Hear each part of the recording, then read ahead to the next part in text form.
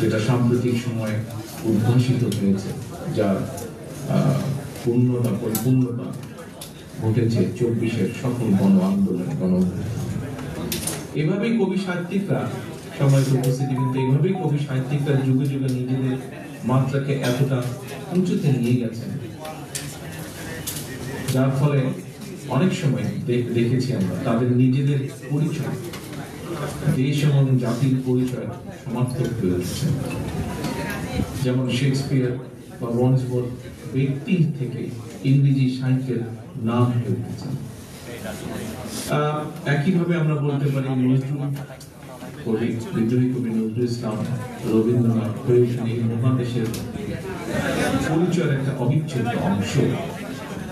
ঠিক এমনি ভাবে কবিতা আর দেশাত্মবোধক সঙ্গীতকে মুক্তিযুদ্ধের সাথে একাকার করে স্বাধীনতার যুদ্ধ শেষে দেশ গঠন আর দেশাত্মবোধের প্রেরণারী শহীদ জিয়া রহমান প্রথম বাংলাদেশ আমার শেষ বাংলাদেশ, জীবন বাংলাদেশ আমার মরণ বাংলাদেশকে তার দল, বাংলাদেশী জাতীয়তাবাদ দল এবং বিএনপির অনুপ্রেরণা দলীয় সঙ্গীতে পরিণত করেন গভীর শ্রদ্ধা।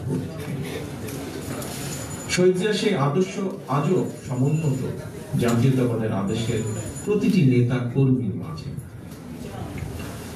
সম্মানিত উপস্থিতিবৃন্দ, একজন প্রকৃত বাংলাদেশী জাতীয়তাবাদে বিশ্বাসী মানুষের জীবনের শেষ দিনে প্রথম ও শেষ বাংলাদেশী হওয়া উচিত তার বিশ্বাস এবং আদর্শের একমাত্র পরিচয়।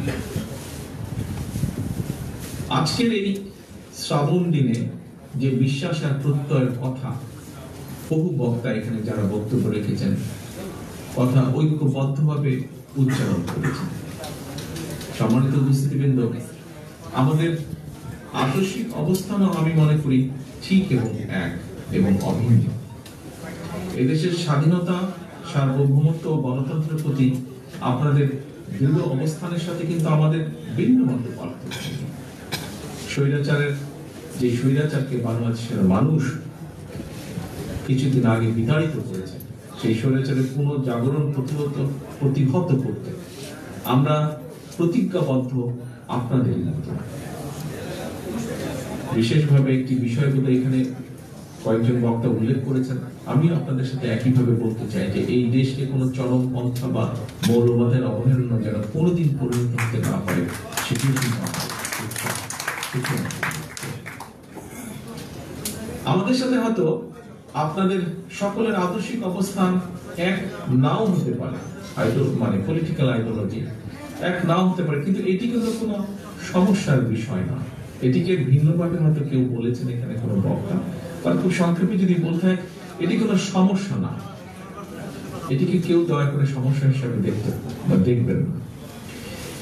বিষয় হচ্ছে যে এই দেশের সার্বভৌমত্বের প্রতি আমাদের অবিচল আস্থা প্রকাশের জায়গায় কিন্তু আমরা সকলে এক এক এটা কিন্তু সকলের মধ্যে সম্মানিত উপস্থিতিবৃন্দ, এদেশের মালিকানার একমাত্র দাবিদার এই দেশের সকল নাগরিক। এই সত্যটাকে যদি আমরা প্রতিষ্ঠিত করতে চাই তাহলে মানুষের ভোটাধিকারের প্রশ্নে গণতন্ত্র প্রতিষ্ঠার জন্য বাক স্বাধীনতার পক্ষে একটা অবাধ সুষ্ঠু নির্বাচনের পক্ষে আমাদের সকলকে ঐক্যবদ্ধ হতে হবে। অর্থাৎ একটি অ্যাকাউন্টেবল অবস্থা দেশে তৈরি করা একান্তই প্রয়োজন, এবং আমরা যদি সেটি করতে সক্ষম হই, এখানে আপনারা আপনাদের কবি সাহিত্যিক আপনারা যারা বক্তব্য রেখেছেন, আপনাদের বক্তব্যে যারা আপনারা লেখার স্বাধীনতার কথা বলেছেন, মত প্রকাশের স্বাধীনতার কথা বলেছেন, আপনার মত পার্থক্য তুলে ধরার কথা বলেছেন, সমালোচনার কথা বলেছেন, আমরা সেই অধিকারগুলোকে প্রতিষ্ঠিত করতে পারি যদি আমরা একটি অ্যাকাউন্টেবল রাষ্ট্র ব্যবস্থা গড়ে তুলতে সক্ষম, এবং সেটি একমাত্র করা সম্ভব মানুষের ভোটের অধিকার রক্ষার মাধ্যমে।